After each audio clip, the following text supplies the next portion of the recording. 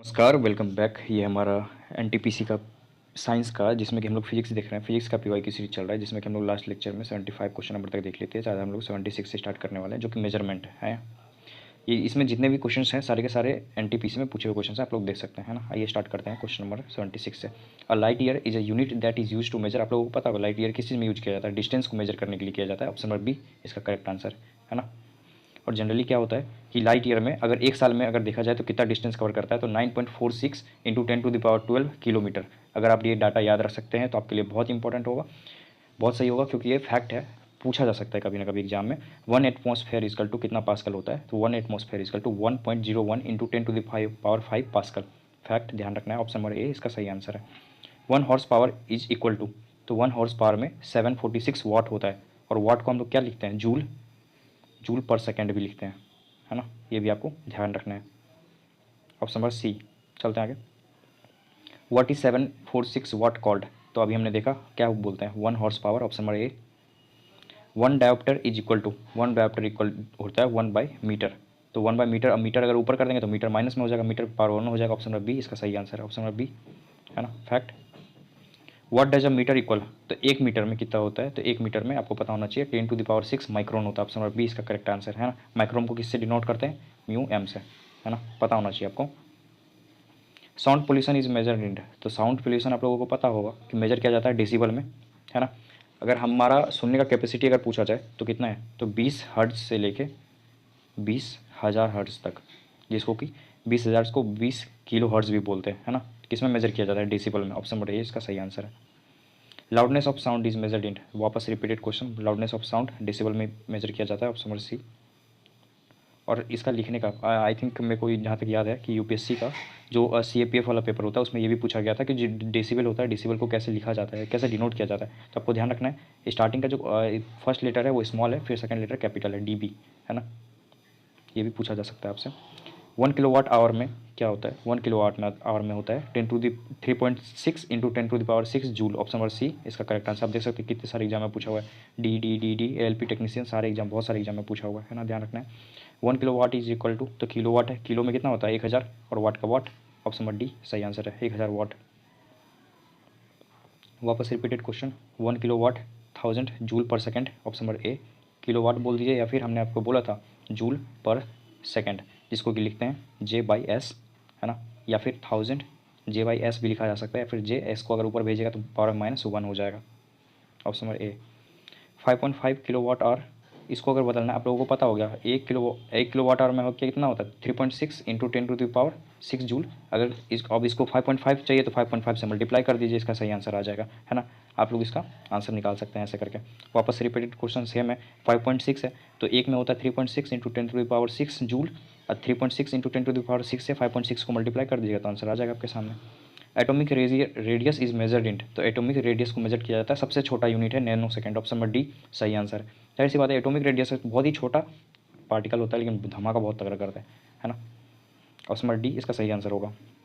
1 Newton, तो 1 Newton आपको पता होगा, न्यूटन का क्या होता है? KG metre per second square. तो option number B, 1 kg into 1 metre per second square. वापस रिपीटेड क्वेश्चन, 4.6 किलोवाट आवर का जूल में पूछा है, तो 1 किलोवाट आवर में होता है 3.6 इंटू 10⁶ जूल, है ना। तो आप इसको मल्टीप्लाई कर दीजिएगा, आपको आंसर मिल जाएगा इसका। वापस repeated question, 2 into 3.6 into 10⁶ joule. जितने बार आप फॉर्मूला लिखेंगे उतने बार आपको फॉर्मूला याद होता रहेगा, ये भी आपके लिए इंपॉर्टेंट है, ध्यान रखना है आपको। 4.2, तो वापस से 4.2 इंटू 3.6 इंटू 10⁶ जूल मल्टीप्लाई कर दीजिए, आंसर आपके सामने। 1 नैनोमीटर, तो 1 नैनोमीटर में कितना मीटर होता है? तो 1 नैनोमीटर में आप लोगों को पता होना चाहिए 10⁹ तो 1/10⁹ है, अगर ऊपर 10⁹ को ऊपर भेजेंगे तो 10⁻⁹ मीटर होगा, है ना। तो ऑप्शन नंबर डी इसका सही आंसर है। चलते आगे, एक मिनट। 1 कूलम्ब/1 सेकेंड, तो 1 कूलम्ब/सेकेंड जनरली क्या होता है? तो कूलम्ब/सेकेंड आप लोगों को पता होगा, 1 एम्पेयर, एम्पेयर में क्या होता है? कूलम्ब, COULMB, कूलम्ब पर सेकेंड होता है एम्पेयर का। ऑप्शन नंबर बी इसका सही आंसर है। 1 पिकोमीटर, तो पिकोमीटर में कितना होता है? तो पिकोमीटर में होता है 1/10⁻12 मीटर, और 10⁻12 को अगर ऊपर भेजिएगा तो माइनस पावर जो नीचे प्लस में ऊपर जाके माइनस में हो जाएगा, 10⁻12 माइनस हो जाएगा। ऑप्शन नंबर सी इसका सही आंसर है। देख सकते हैं ये सारे पूछे हुए क्वेश्चन है, सारे PYQ हैं रेलवे के। 1 जूल, तो 1 जूल में क्या होता है, तो newton metre. Option number A 1 newton into 1 metre. The strength of winds is measured with the help of, wind का जो स्ट्रेंथ है वो मेजर किया जाता है तो ब्यूफोर्ट स्केल पे, ठीक है, ये भी ध्यान रखना है आपको। जो बैरोमीटर है, बैरोमीटर से क्या मेजर किया जाता है, तो एटमॉस्फेरिक प्रेशर मेजर किया जाता है बैरोमीटर से। आप लोग कंफ्यूज नहीं कीजिएगा, है ना, बैरोमीटर और ब्यूफोर्ट स्केल में, दोनों में कंफ्यूज नहीं करना है, क्योंकि बैरोमीटर से एटमॉस्फेरिक प्रेशर मेजर किया जाता है और ब्यूफोर्ट स्केल पे जो स्ट्रेंथ ऑफ विंड्स है ये मेजर किया जाता है। तो इसका सही answer option number D. Korotkoff sounds are observed during measuring the, तो कौन सा, किसको मेजर करते वक्त ये साउंड आता है, तो आपको ध्यान रखना है blood pressure. Option number C सही आंसर है। आई थिंक ये न्यूमेरिकल का क्वेश्चन है, इसमें भी सेम क्वेश्चन पूछा गया। A particular household has consumed 100 unit of energy during, 5 दिन में 100 यूनिट एनर्जी कंज्यूम करता है। How much energy is this converted to joule, तो वापस से रिपीटेड क्वेश्चन, तो आपको पता होना चाहिए 100 यूनिट है तो 1 यूनिट का कैसे निकालते हैं, 3.6 इंटू 10⁶ जूल, है ना, और यहाँ पूछ रहा है 100 यूनिट का, इंटू 100 कर दीजिएगा, आंसर आपके सामने हो जाएगा। मेजरिंग इंस्ट्रूमेंट देख लेते हैं। Which instrument aids in the detection of the heart beat, तो हार्ट बीट किससे नापा जाता है बताइए, स्टेथोस्कोप से। डॉक्टर कान में लगाता है, उसके बाद आपके हार्ट के पास लगाता है, स्टेथोस्कोप होता है ना, ऑप्शन भाई सही आंसर है। Name the instrument used by the physicians to measure blood pressure, अभी हमने देखा है ब्लड प्रेशर को मेजर करने के लिए क्या नापा जाता है, तो sphygmomanometer, option number B सही आंसर है। Which of the following does not match, कौन सा इसमें सही मैच नहीं है। कॉम्पास, कॉम्पास किस लिए मैच किया जाता है, अगर आपके फ़ोन में कॉम्पास होगा तो आप लोग अगर इसको खोल के देखिएगा तो जनरली आपको जो नॉर्थ डायरेक्शन है ना वो आपको दिखाता है, तो जनरली नेविगेट करता है, इंडिकेट करता है नॉर्थ साउथ डायरेक्शन को, ये तो सही है ना। Cyclotron measure small magnitude cyclones, नहीं, मैंने आपको बार बार बोला है जो भी अगर सिमिलर नाम और सिमिलर ऑप्शन दिखेगा वो पॉसिबिलिटी है कि 90% टाइम पे गलत होता है, तो बी इसका गलत है, बी सही नहीं है। Actinometer measures the intensity of radiation, बिल्कुल सही है, रेडिएशन मेजर करने में काम आता है एक्टिनोमीटर। और इलेक्ट्रोस्कोप काम आता है, detects the presence of electric charge, बिल्कुल सही, ऑप्शन नंबर डी। तो इसका आंसर क्या होगा, ऑप्शन नंबर बी, बी गलत है ये, है ना, साइक्लोट्रॉन ये गलत है, ध्यान रखना है आपको। Which instrument is use to detect the presence of electric charge on an object, कौन सा इंस्ट्रूमेंट यूज किया जाता है डिटेक्ट करने के लिए, तो इलेक्ट्रोस्कोप यूज किया जाता है, ऑप्शन नंबर बी इसका सही आंसर है। What does a hygmometer, hygrometer sorry, what does hygrometer measure, तो हाइग्रो से आपको क्या लग रहा है, ह्यूमिडिटी, ऑप्शन नंबर बी। और भी देख लेते हैं हम लोग। टेम्परेचर को मेजर किया जाता है थर्मोमीटर से, फोर्स गॉज से, और अमाउंट ऑफ हीट को कैलोरीमीटर से, सारा फैक्ट है, ध्यान रखना है। A light detector apparatus is also known as, तो आप लोगों ने अगर मूवी देखा होगा, मूवी में बहुत बार बोलते हैं जो भी लोग कोई भी इंसान झूठ बोल रहा है ना, अगर उसका चेक करना होता है कि ये झूठ बोल रहा है सही बोल रहा है, तो चेक हमेशा एक चीज़ से होता है जो कि होता है पॉलीग्राफी टेस्ट। आपने अगर मूवी में देखा होगा वहाँ पे बोलता है कोर्ट से परमिशन लेना होता है कि पॉलीग्राफी टेस्ट करना होता है, ऑप्शन नंबर डी इसका सही आंसर है। पॉलीग्राफ पे पता चलता है झूठ बोल रहा है कि सच बोल रहा है। देख लेते हैं, पॉलीग्राफ पे यूज किया जाता है जो लाइट डिटेक्टर है उसका, है ना, सिस्मोग्राफ पे जो सिस्मिक वेव्स जो भी सुनामी के टाइम पे आती है, जो भी अर्थक्वेक के टाइम पे आती है, सिस्मिक वेव आती है, आप लोगों को पता होगा, पी वेव, एस वेव, है ना, एल वेव, जिसे लव वेव भी बोलते हैं, है ना, आपको पता होगा, ज्योग्राफी का अच्छा कॉन्सेप्ट है।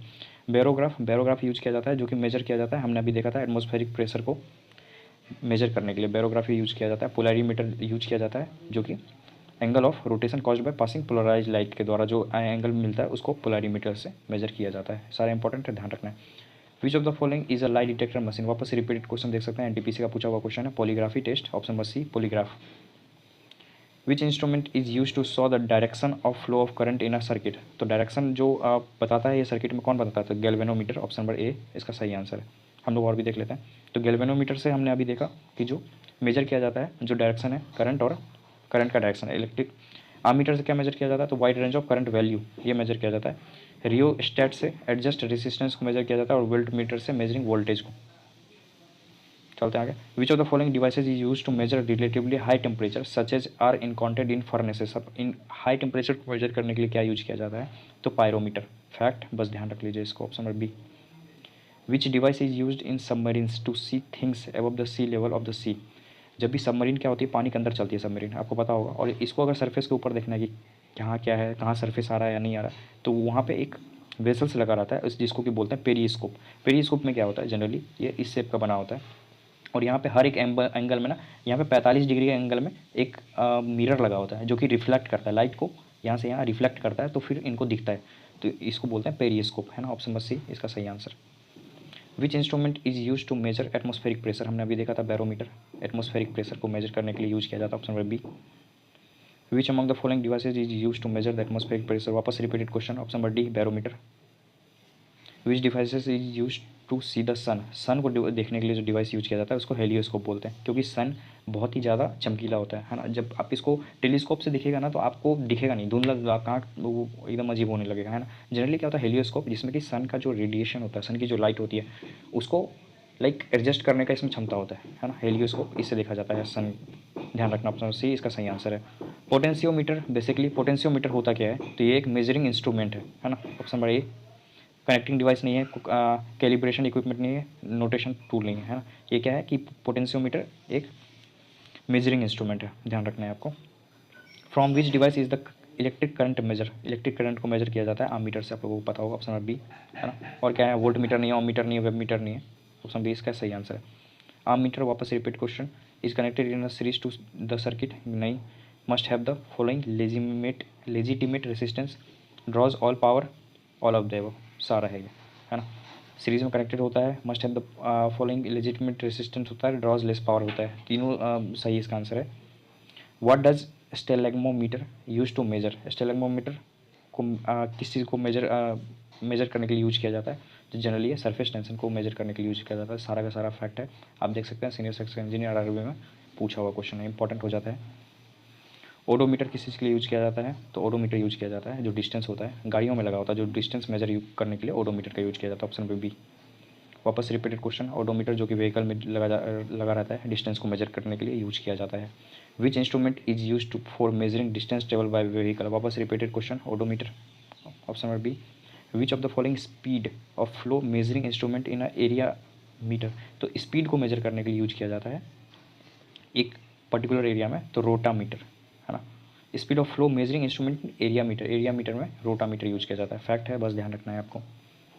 टेकोमीटर किस चीज़ में यूज किया जाता है, तो आप देख सकते हैं टेकोमीटर आरपीएम, है ना, इसको बोलते हैं राउंड पर मिनट, ऑप्शन नंबर ए सही आंसर। देख सकते हैं जेई, एनटीपीसी, एसएससी हर जगह पूछा हुआ क्वेश्चन है, बहुत इंपॉर्टेंट है ना। रोटेशन पर मिनट इसका फुल फॉर्म होता है। मल्टीमीटर कंसिस्ट ऑफ, तो मल्टीमीटर में क्या क्या मिलते हैं, तो वोल्ट मीटर, करंट मीटर और ओम मीटर तीनों मिलता है, option number D fact. What is false about Richter scale, Richter scale के बारे में गलत इसमें क्या है, it was developed by Charles Richter and Gutenberg in 1935, सही है। It is a logarithmic scale, ये भी सही है। It can be measure using seismometer, बिल्कुल सही है। अब magnitude of 8 to 9 on Richter scale means a light earthquake, light earthquake नहीं है, अभी आपको पता होगा कि टर्की में 7.2 से 7.5 का आया था अर्थक्वेक, जिसमें कि अच्छी अच्छी बिल्डिंग गिर गई थी, 10,000 लोग मारे गए थे उसमें। तो ये 8 to 9 हो गया, बहुत तबाही वाला अर्थक्वेक है, 8 to 9 अगर रिक्टर स्केल पे आ गया तो ऑप्शन नंबर डी इसका गलत है ना, कि लाइट अर्थक्वेक नहीं है। Instrument use for measuring density of liquid, liquid का डेंसिटी मेजर करने के लिए हाइड्रोमीटर यूज किया जाता है, ऑप्शन नंबर बी, है ना, fact. Which instrument is use for discovering the things in water, कोई भी चीज़ पानी के अंदर खोजना है, जनरली कि जो सबमरीन वाले लोग होते हैं जिनको डिटेक्ट करना है कोई भी चीज़ पानी के अंदर, तो जनरली यूज करते हैं वो लोग सोनार का, ऑप्शन बस सी, है ना। तो सोनार का फुल फॉर्म क्या होता है, sound navigation and ranging echolocation in ships is use for measuring, echolocation use किया जाता है किस चीज़ के लिए, तो डेप्थ ऑफ लाइट, लाइट का डेप्थ थोड़ा नापना है, डेंसिटी ऑफ फिश नहीं, डेप्थ ऑफ वाटर के लिए इकोलोकेशन पता किया जाता है ना। जनरली क्या होता है कि इसमें एक साउंड छोड़ा जाता है कि वो अगर कोई ऑब्जेक्ट होगा तो वहाँ से टकरा के वो वापस आ जाएगा, लेकिन अगर डेप्थ का वाटर पानी का डेप्थ करने के लिए होता है तो जब तक देखा जाता है कि जनरली कितना गहरा है वो पानी, है ना, इसमें यूज किया जाता है echolocation. This is type of echolocation, तो इकोलोकेशन का कौन सा टाइप है, तो radar, sorry sonar, option D. Which instrument is use for measuring density of milk, तो वापस से डेंसिटी ऑफ मिल्क के लिए जो मेजर किया जाता है इलेक्ट्रोमीटर से, जिसमें देखा जाता है कि कितना डेंसिटी पानी का है और कितना मिल्क का है, इसमें ये देखा जाता है इलेक्ट्रोमीटर के द्वारा। Volt meter is use for measuring, volt meter से यूज किया जाता है, हम लोगों को पता होगा वोल्टेज मेजर किया जाता है, यूज नहीं मेजर किया जाता है voltage. Which instrument is use for measuring voltage, वापस रिपीटेड क्वेश्चन, वोल्ट मीटर, देख सकते हैं कितना बार रिपीट हुआ है question. Galvanometer is use for measuring, galvanometer से स्पीड नहीं, है ना, साउंड नहीं, मैग्नेटिक फ्लक्स नहीं, तो क्या current, direction of current use किया जाता है गैल्वेनोमीटर से। Which of the following is use to detect current in a circuit, तो सर्किट में अगर करंट का पता करना है तो क्या आपको पता होना चाहिए, गैल्वेनोमीटर, ऑप्शन नंबर ए। एनियोमीटर नहीं है, इलेक्ट्रोमीटर नहीं है, बैरोमीटर है, आप लोग ऑप्शन से भी जा सकते थे इसके। एनटीपीसी का पूछा हुआ क्वेश्चन देख सकते हैं। Which is used for measuring speed of motor, तो स्पीड वापस से देखा जाता है speedometer, option number A. Ammeter जैसे कि इलेक्ट्रिक करंट से रिलेटेड है, तो ओम मीटर, ओम मीटर किससे रिलेटेड है, रेजिस्टेंस है ना, रेजिस्टेंस का क्या है ohm, option number C.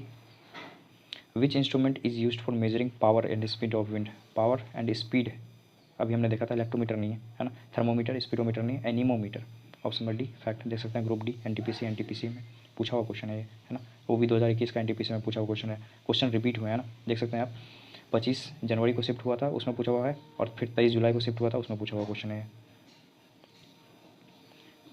Which of the following can be measured temperature without touching to object, किसी ऑब्जेक्ट को बिना टच किए हुए उसका जो टेम्परेचर है वो कैसे पता करेंगे, तो इंफ्रारेड थर्मोमीटर होता है, इससे पता किया जाता है। आपने अगर कोई मूवी वो भी देखा होगा, जनरली क्या होता है उसमें एक, जब भी लाइट अंधेरा रहता है तो अंधेरा में ये इंफ्रारेड थर्मोमीटर उसके ग्लास में लगा रहता है कि उससे वो डिटेक्ट कर सकते हैं किसी की बॉडी का, ह्यूमन बॉडी का जो टेम्परेचर है, अपना बॉडी का टेम्परेचर 37 डिग्री आपको पता होना चाहिए, 37 डिग्री पे बॉडी ग्लो करने लगता है, तो उस पर दिखता है कि इंफ्रारेड पे कि बॉडी वहाँ पे कुछ ग्लो जैसा ऑब्जेक्ट है ना, तो ऑप्शन नंबर डी, ऑप्शन में सॉरी ये इंफ्रारेड थर्मोमीटर से पता किया जाता है। फिजिकल क्वांटिटी हम लोग देख लेते हैं। विच of the following is a scalar quantity, scalar quantity में आप लोगों को पता होगा डायरेक्शन नहीं होता है, डायरेक्शन नहीं होता है, क्या होता है मैग्नीट्यूड होता है, मैग्नीट्यूड है ना, तो इसमें से फोर्स का, फोर्स क्या है, तो फोर्स वेक्टर क्वांटिटी है, डिस्प्लेसमेंट वेक्टर क्वांटिटी है, मोमेंटम वेक्टर क्वांटिटी है, लेकिन प्रेशर, प्रेशर एक स्केलर क्वांटिटी है जिसमें कि मैग्नीट्यूड होता है, डायरेक्शन नहीं होता है, ऑप्शन नंबर ए इसका सही आंसर है। Which of the following is not a vector quantity, वापस से वेक्टर क्वांटिटी कौन सा नहीं है, तो मतलब स्केलर क्वांटिटी है, तो इसमें स्केलर क्वांटिटी क्या है, तो स्पीड एंड इम्पल्स जो कि एक वेक्टर क्वांटिटी है, force of gravity vector quantity है ना, डिस्प्लेसमेंट वेक्टर क्वांटिटी है, लेकिन इलेक्ट्रिक करंट जो कि एक स्केलर क्वांटिटी है, ऑप्शन नंबर सी इसका सही आंसर होगा। अब vector quantity has both, definition दे दिया एक लाइन से, वेक्टर क्वांटिटी के पास मैग्नीट्यूड भी होता है, डायरेक्शन भी होता है, बट स्केलर क्वांटिटी के पास सिर्फ मैग्नीट्यूड होता है, डायरेक्शन नहीं होता है, क्वेश्चन में बताया। अब इसमें बता रहा है कि विच of the following is a vector quantity, अब आपसे पूछा जा रहा है कि इसमें वेक्टर क्वांटिटी कौन सा है, तो आपको बताना है इसमें वेक्टर क्वांटिटी कौन सा है, तो इसमें देखते हैं वर्क जो कि एक स्केलर क्वांटिटी है, स्पीड, एनर्जी ये सब स्केलर क्वांटिटी, बट डिस्प्लेसमेंट एक vector quantity, option number C इसका सही आंसर है ना। What is an example of vector quantity, तो वेक्टर क्वांटिटी का एग्जांपल क्या है, वेलोसिटी, जिसमें कि डायरेक्शन और मैग्नीट्यूड दोनों है। Which of the following is a vector quantity, वापस से पूछ रहा है वेक्टर क्वांटिटी इसमें क्या है, तो हमने अभी देखा वेलोसिटी, टेम्परेचर, टाइम, डिस्टेंस सब स्केलर क्वांटिटी है। Which of the following has both direction and magnitude, तो वापस से पूछ रहा है वेक्टर क्वांटिटी, आप देख सकते हैं डेफिनेशन दे दिया है, सीधा ये पूछ रहा है कि इसमें से वेक्टर क्वांटिटी कौन सा है, तो स्पीड नहीं है ना, मास नहीं है, डिस्टेंस नहीं, momentum, option number C. In the given physical quantities which is not a relative quantity, तो इसमें से रिलेटिव क्वांटिटी नहीं है, तो रिलेटिव क्वांटिटी टाइम नहीं है, रिलेटिव क्वांटिटी बोले तो स्केलर क्वांटिटी है ना, ऑप्शन नंबर इसका सही आंसर होगा। विच of the following is vector quantity, तो वापस से पूछ रहा है वेक्टर क्वांटिटी इसमें से क्या है, तो वॉल्यूम, मास, लेंथ सब स्केलर क्वांटिटी, बट फोर्स एक वेक्टर क्वांटिटी है। फोर्स का फॉर्मूला क्या होता है, M A, mass into acceleration, पता होना चाहिए आप लोग को।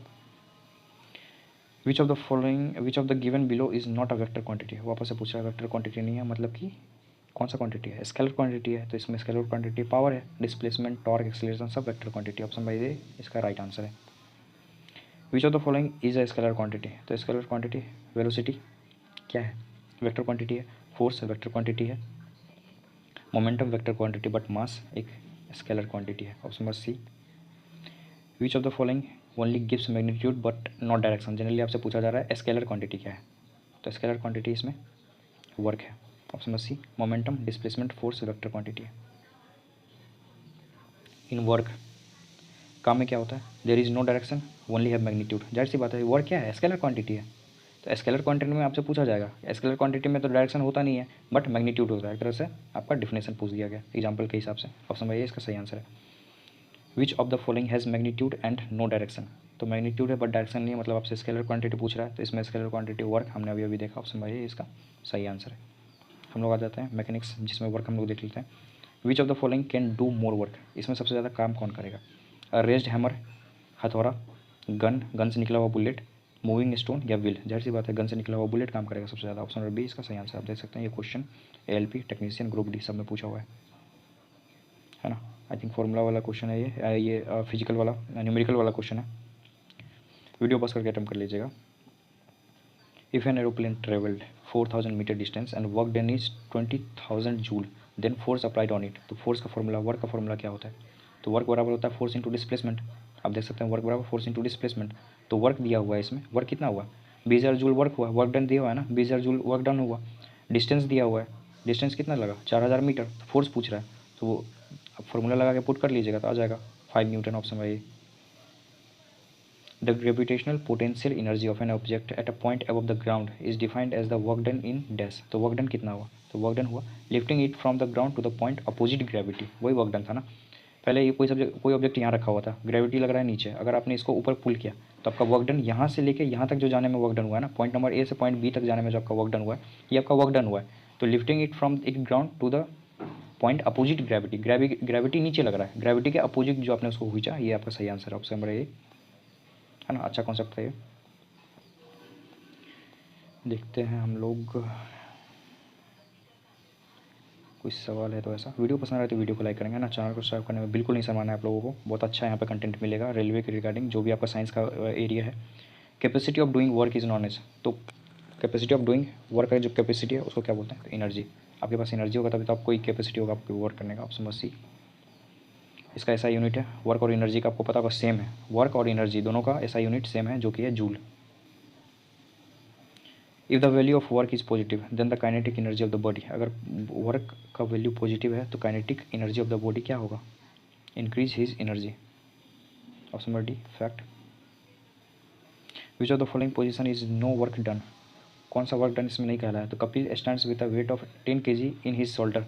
सचिन वॉक्स, देखिए वॉक कर रहा है इसमें, है ना, बस से लेकर कार तक गया, क्रिकेट खेल रहा है, बट यहाँ पे बोल रहा है एक ही जगह स्टैंड है। तो ए वर्क डन जनरली क्या होता है? वर्क डन में आपको पता होना चाहिए, अगर ये पॉइंट नंबर ए है ना, और ये पॉइंट नंबर बी है, ठीक है, अगर आप ए से लेकर बी तक गए और यहाँ पे रुक गए तो इस दोनों के बीच का जो डिस्टेंस है ये आपका वर्क डन कहलाएगा। बट अगर बी पे जाने के बाद वापस से आप ए पे आ गए और वापस से आप ए पे रुक गए, लेकिन आप भले चले हैं, अगर अप्रॉक्स अगर इसको माने ये 2 किलोमीटर, ये 2 किलोमीटर, अगर आप ए से बी गए 2 किलोमीटर और बी से ए पे आए हैं, टोटल हो गया 4 किलोमीटर, तो आप वर्क डन आप तो काम करके आए हैं, बट फिजिक्स के इस लॉ के हिसाब से वर्क डन आपका एक भी नहीं हुआ, क्योंकि आप जहाँ पे गए थे वापस से वहीं पे आप रुक गए, तो ये आपका बिल्कुल भी वर्क डन नहीं हुआ। तो इसका आंसर क्या होगा? Option number A. The work done by the force is positive when displacement occurs in the direction of force. बिल्कुल सही है, यही इसका आंसर है ना। Displacement in perpendicular to the force, perpendicular to the force होगा तो जीरो हो गया, वर्क डन है ही नहीं। There is no displacement due, तो डिस्प्लेसमेंट नहीं है तो फिर तो वर्क डन हुआ ही नहीं। Displacement occurs in opposite direction of the force, ये भी नहीं है ना। ऑप्शन नंबर ए इसका सही आंसर। नेगेटिव वर्क डन क्या बोलते हैं? तो negative work is performed if the displacement in opposite direction to the direction of the force applied, इसको नेगेटिव वर्क डन बोलते हैं। और जीरो वर्क डन बोलते हैं when force and displacement are perpendicular to each other, और when force और displacement is zero then there will be no work done, है ना। बहुत सारे ऑप्शन में ये दिया हुआ था। Which of the following activities can be said to have work done. कौन सा एक्टिविटी से बोलेंगे वर्क डन हुआ है? Harsh is reading the book, read किया है तो क्या इसमें वर्क डन होगा? नहीं। Pinky is walking on a flat road with a book on her head. अगर पिंकी के टर्म्स में बात किया जाए तो बिल्कुल वर्क डन हुआ है, लेकिन अगर बुक के टर्म्स में बात किया जाए तो वर्क डन नहीं हुआ है। Shruti is sitting on the chair, बैठने में कोई वर्क डन नहीं होता है। Khushi is pushing the wall of the house but fails to do. अगर आप दीवार को पुश करोगे, दीवार तो हिल नहीं रहा है ना, तो वर्क डन तो हुई है ना, हिलना जरूरी है। ये क्वेश्चन ही गलत है, इसमें कोई वर्क डन नहीं हुआ है ना। एक चारों ऑप्शन में से किसी में वर्क डन नहीं हुआ है। In which of the following work is not done. कौन सा वर्क इसमें से नहीं हुआ है? A windmill raising the water from well, जाहिर सी बात है, पहले पानी यहाँ था वापस उठा के ला रहा है, इसका मतलब रेज तो हुआ है, डिस्प्लेसमेंट हुआ है। और उसमें ये तो सही हुआ। पूछ रहा है नॉट डन, हम भी ऐसा देखना है जिसमें से कोई डन हुआ ही नहीं।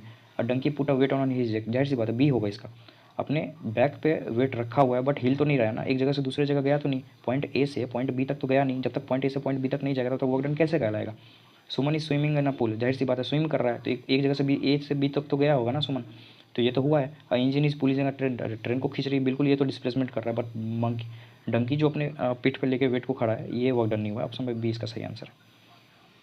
Efficiency of work is known as, तो अगर किसी वर्क का एफिशिएंसी उसको क्या बोलते हैं? Energy.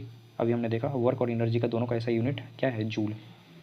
Same. Option number A इसका सही आंसर है ना। If the work done is zero then the angle between force and displacement is 90 degree. हमने भी देखा परपेंडिकुलर, जाहिर सी बात है अगर परपेंडिकुलर होगा तो वर्क डन है ही नहीं।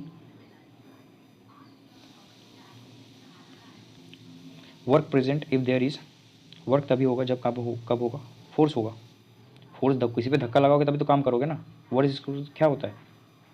फोर्स इंटू डिस्प्लेसमेंट, तो वर्क तब होगा जब फोर्स होगा डिस्प्लेसमेंट भी होगा, है ना। तो डिस्प्लेसमेंट तो ऑप्शन में था नहीं, फोर्स था। If displacement is horizontal to the applied force then work done is, हमने बोला था अगर परपेंडिकुलर हो गया तो क्या हो जाएगा, ये पॉजिटिव। अगर displacement is horizontal to the applied force, है ना, then work done is positive हो जाएगा। ऑप्शन नंबर सी इसका सही आंसर है। Which of the following work done does not depend, किस पर डिपेंड नहीं करता है वर्क डन, तो अप्लाइड फोर्स, फोर्स पे तो बिल्कुल करता है, डब्ल्यू इजकल टू क्या होता है F into D, force into displacement, displacement में करता है, फोर्स है डिस्प्लेसमेंट है, the angle between force and displacement बिल्कुल करता है, बट मास ऑफ ऑब्जेक्ट पर नहीं करता। ऑप्शन नंबर बी, उसको मास ऑफ ऑब्जेक्ट से कोई मतलब नहीं है। Which of the following the work done by body does not depend on, किस पे डिपेंड नहीं करता, वापस repeated question. Initial velocity of object नहीं, है ना। Angle between force and displacement इस पे तो करता है, फोर्स पे भी करता है, डिस्प्लेसमेंट पे करता है ना, but initial velocity of object पे नहीं करता। ऑप्शन नंबर ए इसका सही आंसर है। वर्क नॉन एज, हमने अभी देखा फोर्स इंटू डिस्प्लेसमेंट, वर्क का फॉर्मूला, ऑप्शन नंबर ए सही आंसर, है ना। वीडियो पसंद आ रही तो वीडियो को लाइक करने में बिल्कुल नहीं शर्माना है, चैनल को सब्सक्राइब कर सकते हैं आप लोग, है ना। कंटिन्यू बेसिस पे बायोलॉजी केमिस्ट्री, है ना, क्या चल रहा है हमारे इस पे, बायोलॉजी, केमिस्ट्री और फिजिक्स, ये तीनों का अलग अलग चल रहा है ना। आप लोग जाके वीडियो से चेकआउट कर सकते हैं, चैनल के पेज पे सबका अलग अलग प्लेलिस्ट भी बना हुआ है ना। एनटीपीसी के जितने भी पूछे हुए क्वेश्चन है रेलवे के, सारे आपको मिल जाएंगे, स्पेशली साइंस के। ये force equal to zero, force अगर जीरो है तो वर्क डन पूछा है, तो वर्क डन इक्वल टू होता है फोर्स इंटू डिस्प्लेसमेंट। अगर दोनों में से कोई एक जीरो हो गया, फोर्स जीरो हो गया, डिस्प्लेसमेंट ऑटोमेटिक जीरो हो जाएगा, तो ऑप्शन नंबर इसका बी इसका आंसर होगा, है ना। वर्क डन हुआ ही नहीं है तो वर्क डन जीरो हो गया। चलते आगे। When a man pushes a wall but fails to displace it, does, तो ये कोई भी काम नहीं हुआ ना, जनरली नो एनी वर्क, कोई काम ही नहीं हुआ। आप किसी वॉल को फोर्स करेंगे, आप जाहिर सी बात है, आप में उतना हिम्मत तो नहीं, आप पूरा दीवार को धकेल सकते हैं, तो कोई काम नहीं हुआ। जब तक डिस्प्लेसमेंट नहीं होगा तब तक वर्क डन जीरो हो गया।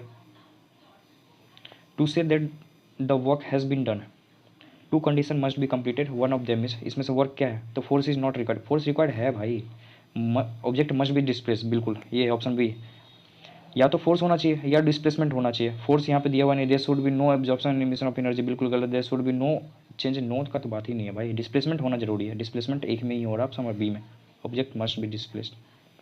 The product of force and displacement is called, तो फोर्स और डिस्प्लेसमेंट के काम को क्या बोलते हैं, वर्क, वर्क का फॉर्मूला है work into force into displacement. The work is product of, जाहिर सी बात है, वापस रिपीटेड क्वेश्चन क्या है, force and displacement of object towards the direction of force, option number C. In a stationary force applied to an object, the object moved in the direction of force is expressed as a result of force and displacement is called, क्या बोलता है, work done. जाहिर सी बात है, work done का formula definition दे दिया है। Work is done on a body only when, कब वर्क करेगा, forces work on it, there is displacement, दोनों ऑप्शन सही है, मतलब और भी होगा। It experiences energy gain through a mechanical effect, बिल्कुल सही, ऑप्शन भाई। It moves through a certain distance, तीनों अगर ऑप्शन सेम मिल रहे हैं तो आपको अलग देखना है, क्योंकि ये एक ऐसा लाइन है जिसमें कि ये तीनों ऑप्शन को जोड़े हुआ है। इट एक्सप्रेसेस एनर्जी गेन, जाहिर सी बात है, जब आप किसी पे फोर्स करेंगे तो आप उसको उसमें उसका काम आसान हो जाएगा, उसको लगेगा कि हाँ मुझे ज़्यादा एनर्जी लग रहा है ना, तो डिस्प्लेस भी करेगा इजिली, मूव भी करेगा, है ना, उस पर वर्क डन उसका काम भी होगा। तो आप अगर ऑप्शन ये देखिएगा, ऑप्शन भाई ये, it expresses energy gain through a mechanical effect, option भाई ये इसका सही आंसर है। What is the work done if the angle between applied force and the direction of the displacement is 90 degree, 90 degree का अगर angle बनता है तो मैंने आपको बताया ऑप्शन जीरो होगा इसका आंसर, है ना, वर्क डन हुआ ही नहीं। The ability of an object to do the work energy content in object is depend on the, किस पे डिपेंड करता है, mass and volume of object, बिल्कुल नहीं, mass of object in certain direction, बिल्कुल नहीं, state and condition of object, option B C इसका सही आंसर होगा, है ना। A moving car faces the wind in the opposite direction, जब भी कार कार अगर इस डायरेक्शन में मूव कर रही है तो हवा इस डायरेक्शन में चलेगा, हवा लगेगा ऐसा, है ना।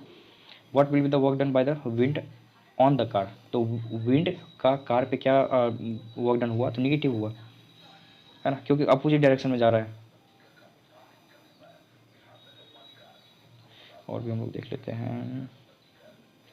If an object not moving after applying a force, ठीक है, then we can say that maximum power has used, work has done, work done हुआ ही नहीं, any work has not done, done हुआ ही नहीं, जाहिर सी बात है, फोर्स अप्लाई हो रहा है तो डिस्प्लेसमेंट होना जरूरी है, डिस्प्लेसमेंट होगा तभी वर्क डन होगा, अगर डिस्प्लेसमेंट नहीं है तो कोई काम नहीं हुआ है, option number D. If the displacement of an object is zero then work done by the applied force is, वापस से जीरो, क्यों, तो वर्क इज इक्वल टू क्या होता है, फोर्स, फोर्स इंटू डिस्प्लेसमेंट, तो यहाँ पे बोल रहा है डिस्प्लेसमेंट जीरो, दोनों में से अगर कोई एक जीरो हो गया, डिस्प्लेसमेंट या फोर्स दोनों में से कोई अगर एक जीरो है तो आपका वर्क डन हुआ ही नहीं है। ऑप्शन नंबर डी इसका सही आंसर है। The work done is zero with zero. जब बोल रहा है वर्क डन जीरो है तो इसमें से क्या जीरो होगा, तो वर्क डन जीरो हो जाएगा। वेलोसिटी नहीं, पावर नहीं, डिस्प्लेसमेंट। ऑप्शन नंबर बी है ना, डिस्प्लेसमेंट या फोर्स होना चाहिए, दोनों में से कोई एक जीरो होगा तो वर्क डन जीरो हो जाएगा। विच of the following is not a characteristics of work. Work का इसमें से कौन सा कैरेक्टरिस्टिक्स नहीं है, तो work has a direction. Work के पास डायरेक्शन नहीं होता, बल्कि जनरली आपको पता होगा वर्क वेक्टर क्वांटिटी नहीं है बल्कि स्केलर क्वांटिटी है, इसलिए इसके पास डायरेक्शन नहीं होता है, इसके पास मैग्नीट्यूड होता है ना, डायरेक्शन इसके पास नहीं होता है। बल्कि वर्क के साथ साथ जो फोर्स और डिस्प्लेसमेंट होता है दोनों के पास दोनों चीज़ होता है, ये दोनों वेक्टर क्वांटिटी, इसके पास फोर्स वेक्टर डायरेक्शन भी होता है ना, और मैग्नीट्यूड भी होता है ना, ये आपको ध्यान रखना है। तो इसका आंसर क्या होगा, ऑप्शन भाई, क्योंकि वर्क के पास डायरेक्शन नहीं है, वर्क के पास ओनली मैग्नीट्यूड है। ऑप्शन भाई इसका नॉट पूछा था तो ये इसका सही आंसर है। और भी हम लोग देख लेते हैं। Work can only be done when dash is present. Work तभी कहलाएगा जब क्या होगा, energy is present. Work energy का दोनों का सेम होता है, जूल, हमने आपको पहले बताया था, ऐसा यूनिट है ना, ध्यान रखना है। Which of the following is not an example of work done. वापस repeat question, a man pushing against the wall, work done नहीं है भाई, वॉल हिला नहीं सकते आप, वर्क डन हुआ ही नहीं जब तक हिलेगा नहीं। When the direction of the force applied and the direction of movement of the object is perpendicular to each other, तो क्या होगा, मैंने आपको बोला परपेंडिकुलर हुआ तो no work done. Option number B, क्योंकि 90 डिग्री बन रहा है। If the work done is negative then what will be the angle between the force and displacement, 180 degree, opposite direction होगा, डायरेक्ट सीधा। If an object is rotated in a circular path what will be the work done on its one rotation. मतलब कहना चाह रहा है, ए है एक point, ठीक है, रोटेट कर रहा है, वापस से आके एक रोटेशन मार के वापस से ए पे आके रुक गया, तो जाहिर से वो वर्क डन, दौरा भले ये पूरा का पूरा ये सर्कल बना के, बट वापस से अगर वहीं पे आके रुक गया तो इसमें क्या होगा, इसका can not be is zero, क्योंकि डिटरमाइन तो हो सकता है जीरो, क्योंकि वर्क डन हुआ ही नहीं। वर्क डन में क्या होता है कि अगर ए से निकला और यहीं जस्ट बगल में आके बी पे रुक जाता तो ये इसका फिर ये जो सबसे शॉर्टेस्ट डिस्टेंस होता है ना, इसी को वर्क डन कहते हैं। आपका ये नहीं दिखाया जाएगा, ये अगर ए है, ठीक है, ये अगर बी है, पूरा राउंड मारना था, ये पूरा राउंड मारना था, पूरा राउंड मार के वापस ए पे आके रुक गया तो इसमें वर्क डन नहीं होगा। बट अगर यहाँ से राउंड मारना शुरू किया और ये अगर पॉइंट बी है, अगर बी पे आकर रुक गया तो सबसे जो शॉर्टेस्ट डिस्टेंस होगा, ये वाला जो डिस्टेंस है ए और बी का सबसे शॉर्टेस्ट डिस्टेंस, इसको कहा जाएगा डिस्प्लेसमेंट। ये इतना का एक्स्ट्रा डिस्प्लेसमेंट हुआ। ये नहीं देखा जाएगा आपने कौन से रास्ते से जब राउंड मारा है, ये देखा जाएगा सबसे छोटा रास्ता कौन सा है आपके पहले पॉइंट से लेकर दूसरे पॉइंट तक पहुँचने का, है ना। ऑप्शन में ये इसका सही आंसर है, ध्यान रखना। When displacement occurs, the work done by the force is considered to be negative. कब होता है negative, is perpendicular direction of force नहीं, तब तो जीरो हो जाता है। In the direction of the momentum नहीं, in the direction of the force नहीं, in the opposite direction of the force, मैंने आपको बताया 180 डिग्री एग्जैक्टली, इस पर क्या होगा, वर्क डन निगेटिव हो जाएगा। ऑप्शन नंबर डी इसका सही आंसर है ना। हम लोग रखते हैं यहीं तक, हम लोग अगले लेक्चर में देखने वाले हैं। ऑप्शन हमारा 225 तक हुआ है, हम लोग 226 तक आगे देखने वाले हैं। वीडियो पसंद आ रही तो वीडियो को लाइक करेंगे, चैनल को सब्सक्राइब करेंगे, बिल्कुल नहीं शर्माना है। मैं आपको श्योरिटी देता हूँ, जितने भी साइंस का क्वेश्चन बने हैं ना, फिजिक्स केमिस्ट्री और बायोलॉजी के सब आपको यहाँ पे मिलेंगे एक एक करके, है ना। बस चैनल को सब्सक्राइब कर लीजिए, वीडियो को लाइक कर लीजिए, है ना। मिलते हैं अगले वीडियो में, till then bye, take care, thanks for watching this video.